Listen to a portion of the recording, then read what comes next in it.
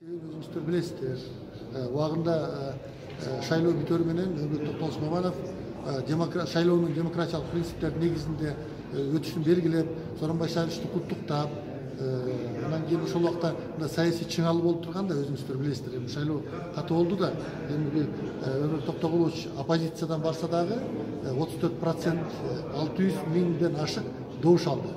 Бул Кыргызстандын тарыхында эле эмес, Кымыш өлкөлөрүнүн тарыхындагы оппозициялык кандидаттардын, президенттикке кандидаттардын эң жогорку көрсөткүчүсү, аны статистикадан карап көрсөңөр болот. Кыргызстан тарыхында 34% эч качан эч ким алган эмес. Алды. Анан бирок ошол чыңалуунун, элдин ынтымагы, мамлекеттин стабилдүүлүгү деп дарыланып жаткан жеринен кайра кайтып келген жок. Бул бийликтин эркин иштешине да, бийликтин бекемдешине да анын кошкон салымы болду да. Ал эч жака качкан жок. Анан эгер жанагындай активдүү, прогрессивдүү кишилерди колдоном деп атса, Сооронбай Шарипович, мен азыр өзүмдүн боюмду президентке кайрылуу жазадым. Анда Өмүрөт Токтогуловичтун өзүнүн орду бар, ийгилик тарыхы бар.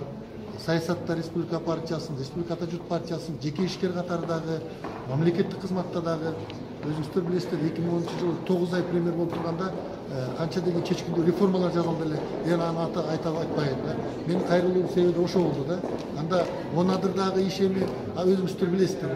Ал 5 ички жана тышкы эксперттик группалардын баардыгы аны карап чыгышып, ал сөзүндө улуттар арасындагы бир арыздашуу жөнүндө эч кандай сөз жок деп өздөрүнүн чечимин жыйынтыгын беришти УКМКга.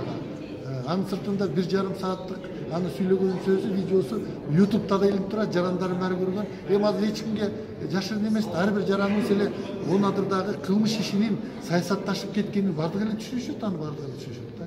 Ошентсе да кылмыш иши токтотулбады, ал киши эмне деп билембейт деп атат. Ал кылмыш иши мындай да, ал кылмыш иши тергөө иштери жүрүп атат.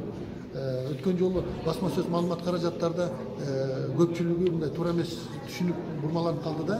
Мүмкүн УКМК жетекчиси формулировкасында туура эмес айтып алдыбы.